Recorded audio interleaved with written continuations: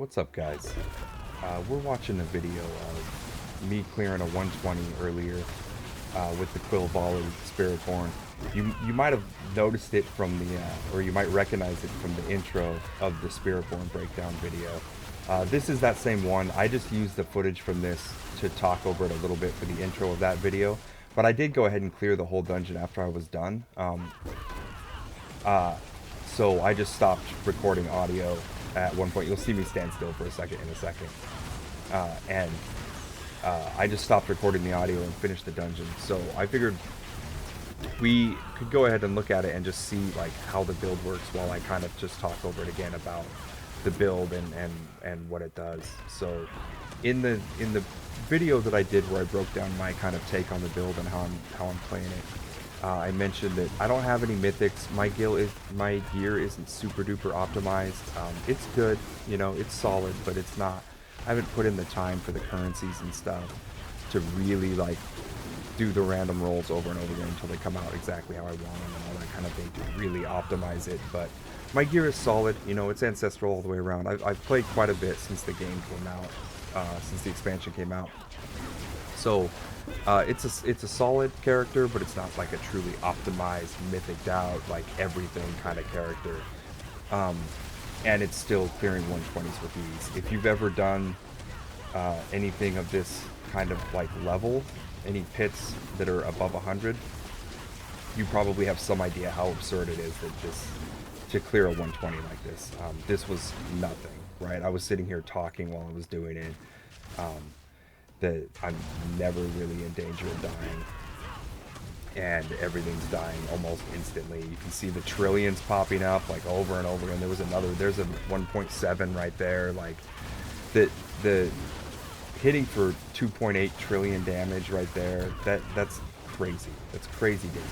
So one of the things that I talked about in the video where I broke down the build that I wanted to revisit here is that this is really the only place that this kind of thing is necessary. This amount of damage is not necessary anywhere else in the game, right? So in these high-level pits, you need a lot to clear them, right? You need to do crazy damage because, I mean, I'm hitting for trillions, and you can see I am killing these things very fast in a 120, but I am not one-shotting them, right? So the damage at this point, or the health pools at this point of the mobs in these pits is crazy, right? And so you need basically something that's broken, right? Like this build is doing an amount of damage that feels like somebody probably overlooked something important during the development of the game, right? Although, I mean, it is the new class. You expect the new class to be OP, but this is a little absurd, I think. So this is the only place that you need something like this. Everything else in the game has so much less health that it hits for so much less damage that a build like this really isn't necessary anywhere else. And so this build, if you don't find it fun and you don't want to push the highest pit possible, you really don't need to play it, right? You don't need to force yourself into playing the highest damage, most meta build out there, because honestly, the game doesn't really require it. You can have a ton of fun, and in a lot of ways more fun playing other things. This build in particular, it's not necessarily even the best for parts of the game where you need less damage. So to put it in like nice round numbers and simple terms, like if you're clearing a dungeon and or you're clearing a pit and you know that the highest health mob in there takes 1 billion damage to kill, right? It doesn't, if you have a build that can hit for 10 billion damage, it doesn't matter, right? A build that hits for 2 billion damage clears just as fast because you only needed 1 billion to kill the mob, right? So the build that only hits for 1.1 billion also clears just as fast. You're still one-shotting the mob, right? So the amount of damage that this build can do isn't necessary because most things just don't have the health. There was a 3 trillion hit there. That's crazy. But most things don't have the health to survive that kind of thing, right? So the ability to clear it is really about just how fast it can run through the physical like size of the level at that point. And um, this build is crazy overkill. In fact, and a lot of times I'm gonna do a video coming up soon where I go through a level 100 pit on both the Quill Volley and the Crushing Hand Spiritborn, and you'll see the numbers don't even get as high because the mobs don't have enough health to build up a hit that big, right? Those big hits are coming from the Jaguar passive, and the mobs just don't have enough health to build a hit that's like 3 trillion damage or anything like that in a level 100 pit. So it's not necessary. If you don't find this build fun, you don't need to like feel pressured into playing this one, and you can play other things. My personal favorite, I think, is the Crushing Hand build so far. I really like poison builds. I'm trying to figure out one that will work. I figured out some that are pretty playable in Torment 4, but there's a little more friction there than I would like.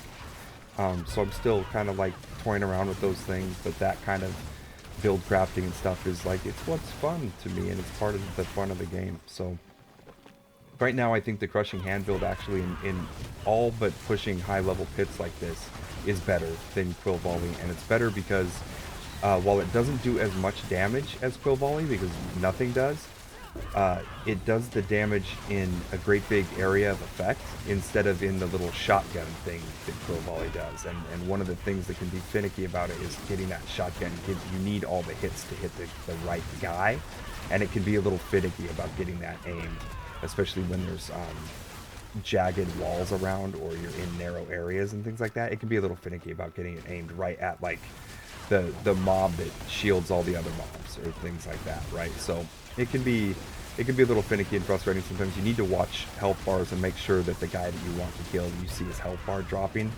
That's how you can tell if you're hitting the right guy, if you're really pumping all of the feathers into the right guy. But then also just with how many hits are here, normally when I'm pushing high level keys, I turn the numbers off because you can't see anything, right? Like when I'm really pumping on these mobs, you can't see anything. So yeah, you see there's 7 minutes left. Oh yeah, I forgot. I decided to stop right before I walked through the door, and so I bugged it. But it'll open up again, and I'll go in and kill the boss. And you can see there's 7 minutes left when I make it to the boss.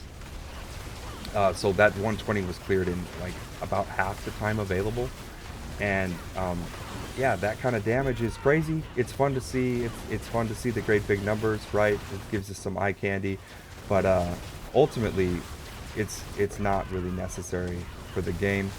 And when I do the video clearing the 100 with this and the Crushing Hand build, you'll see the difference, and then maybe I'll even show some of the just normal like rest of the content in the game, and yeah, we can take a look at that and see how it does all that stuff, and what is and is not necessary in the game, you know. So take some of the concepts from this, make some strong builds of your own, enjoy them, but don't feel like you're trapped with this build.